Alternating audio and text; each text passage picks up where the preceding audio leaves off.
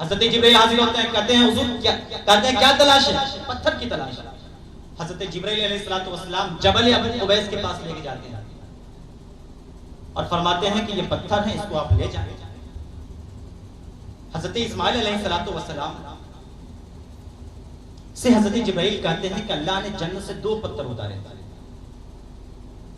ایک پتھر یہ ہے جس پر کھڑے ہو کر کے آپ اپنے والد کو کہیں کہ خانہ کعبہ تعمیر کریں، اور ایک پتھر کو خانہ کعبہ کے اندر نصب کر دیں، لگا دیں، کیا بات ہے، جس کو ہم آج حجر اسود کہتے ہیں۔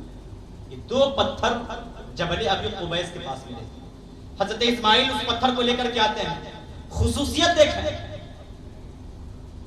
اگر آپ کو گھر تعمیر کرنے ہو نا، چھوٹی سیڑھی کا ایک حد ہوتا ہے، وہ حد ختم ہو جائے بڑی سیڑھی کا سہارا لینا پڑتا ہے۔ حضرت ابراہیم علیہ السلام جب اس پتھر پر کھڑے ہو کر کے خانہ کعبہ کی دیوار کھڑی کرنے لگے تو روایتوں میں آتا ہے کہ جوں خانہ کعبہ کی دیوار بڑھتی چلی جاتی، وہ پتھر جس پر ابراہیم علیہ السلام کھڑے ہو کر کے خانہ کعبہ کی تعمیر کر رہے تھے، وہ پتھر بھی دھیرے دھیرے اوپر کی طرف بلند ہونا شروع ہو جاتا۔ کیا بات ہے، پتھر بڑھتا جاتا، حضرت ابراہیم خانہ کعبہ کی تعمیر کرتے چلے گئے۔ یہ نمایاں خصوصیت ہے مقام ابراہیم۔ مقام ابراہیم ہے کیا؟ جس پتھر پر کھڑے ہو کر حضرت ابراہیم نے خانہ کعبہ کو تعمیر کیا تھا، اسی پتھر کو مقام ابراہیم کہتے ہیں۔ اور اسی مقام ابراہیم کے بارے میں اللہ نے فرمایا وَاتَّخَذُوا مِن مَقَامِ إِبْرَاهِيمَ مُصَلًّى، مقام ابراہیم کے پاس اگر جاؤ تو نماز ادا کیا کرو، اس لیے کہ وہاں پر کھڑے ہو کر نماز پڑھ کر کے اگر بندہ رب کی بارگاہ میں دعائیں کرتا ہے تو پروردگار عالم اس کی دعاؤں کو اپنی بارگاہ میں قبول فرماتا ہے۔ وہ مقام ابراہیم ہے۔ نبی پاک صلی اللہ تعالی علیہ وسلم کا طریقہ یہ تھا کہ جب بھی وہاں پہنچتے تھے تو ضرور مقام ابراہیم کے پاس نماز پڑھا کرتے تھے۔ اس لیے میں گزارش کروں گا جو لوگ بھی عمرہ کرنے جائیں یا حج کرنے کے لیے جائیں، اس مقام پر ضرور 2 رکعت نفل نماز پڑھیں اور رب کی بارگاہ میں دعائیں کریں۔ میں نے اہم بات جو بتانی تھی وہ میں بھول ہی گیا، آپ سے شیئر کر دیتا ہوں کیونکہ بات بہت اہم ہے۔ حضرت ابراہیم علیہ السلام نے خانہ کعبہ بنایا، لیکن اس سے پہلے کئی مرتبہ خانہ کعبہ بن چکا تھا۔ سب سے پہلے فرشتوں کی جماعت نے خانہ کعبہ کو بنایا تھا۔ اللہ نے حکم دیا کہ جنتی پتھر لے جاؤ، جنتی نور لے جاؤ۔ فرشتے لے کر کے آئے اور خانہ کعبہ کو انہوں نے احاطہ دے دیا، وہاں خانہ کعبہ کی تعمیر۔ جب حضرت آدم علیہ السلام کو جنت سے نکالا گیا، نکالے جانے کے بعد پھر انہوں نے رب کی بارگاہ میں دعا کی، ربنا ظلمنا انفسنا وان لم تغفر لنا وترحمنا لنکونن من الخاسرین۔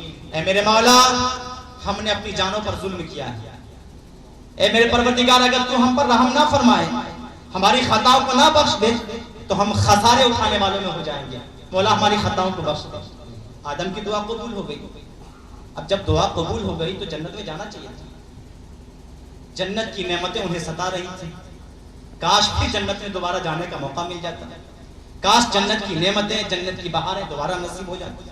حضرت آدم کی یہ دعا تھی، رب نے دعا قبول فرمائی۔ فرشتوں کو حکم دیا، فرشتوں جاؤ، میرے آدم کو عبادت کرنے میں لذت آ جائے گی جب میرا گھر خانہ کعبہ کی شکل میں زمین کے اوپر آباد کر دیا جائے گا۔ حضرت آدم علیہ السلام کی روحانی سکون کے لیے اللہ رب العزت نے فرشتوں کی جماعت کو بھیجا، اور فرشتوں نے آ کر کے روئے زمین پر سب سے پہلے اللہ کا گھر بنایا، جسے ہم خانہ کعبہ کے نام سے یاد کرتے ہیں۔ جہاں خانہ کعبہ آپ دیکھ رہے ہیں نا، اسی کے جسٹ اوپر ایک کعبہ اور ہے، 7واں آسمان سے اوپر اور عرش کے نیچے۔ اس کعبے کو کیا کہتے ہیں؟ بیت المعمور کہتے ہیں۔ یہ فرشتوں کا کعبہ ہے، اور جو روئے زمین کے اوپر کعبہ ہے یہ انسانوں کا کعبہ ہے۔ بتایا جاتا ہے جو ہی دونوں کے درمیان بالکل اسٹریٹ میں سیدھا ایک دم اوپر بیت المعمور فرشتوں کا کعبہ اور نیچے خانہ کعبہ جو انسانوں کے لیے بنایا گیا۔ اس کے بعد پھر حضرت آدم کو حکم دیا گیا، آدم اب تم مٹی اور گاڑے سے دوسری مرتبہ خانہ کعبہ بناؤ۔ پھر حضرت آدم نے دوسری مرتبہ خانہ کعبہ کو بنایا۔ حضرت آدم نے جو بنایا تھا اس کے بعد حضرت شیش کا زمانہ آیا، حضرت آدم ہی کے بیٹے، حضرت شیش نے دوبارہ اس کو بنایا، گویا 3 مرتبہ ہو چکے۔ حضرت شیش نے جو خانہ کعبہ کو بنایا تھا وہ تقریباً طوفان نوح تک چلا، پھر نوح علیہ السلام کے زمانے میں طوفان نوح آیا، سب غرق ہو گیا۔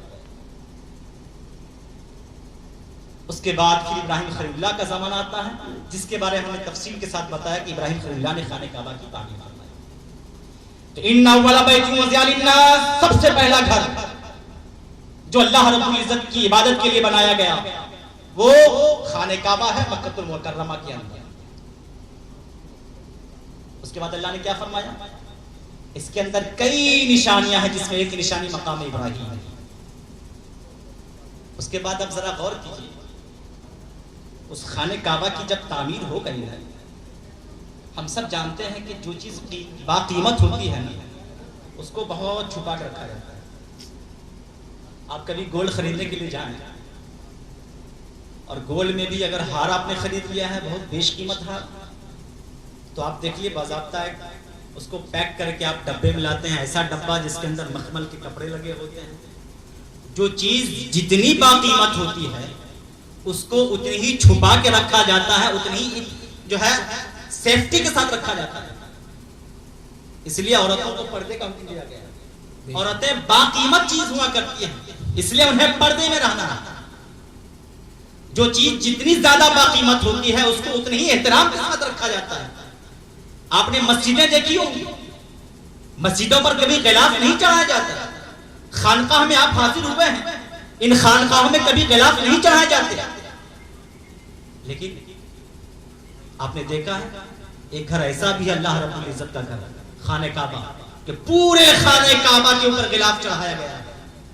یہ اس کی عزت، اس کی تقریب کو بتانے کے لیے ہے۔ اور سب سے پہلا غلاف کعبہ جس شخص نے چڑھائی تھی سیدنا ابراہیم خلیل اللہ علیہ السلام کے بیٹے سیدنا اسماعیل ذبیح اللہ نے سب سے پہلے خانہ کعبہ پر غلاف چڑھایا تھا، اس کی تعظیم کو بلند کرنے کے لیے، اس کی اہمیت کو بتانے کے لیے۔ کیا بات ہے۔ اور ایک روایت میں یہ بھی آتا ہے کہ ایک بادشاہ تھا یمن کا، طباح الیری، اس نے سب سے پہلے غلاف چڑھایا تھا۔ کیوں چڑھایا تھا پتہ ہے؟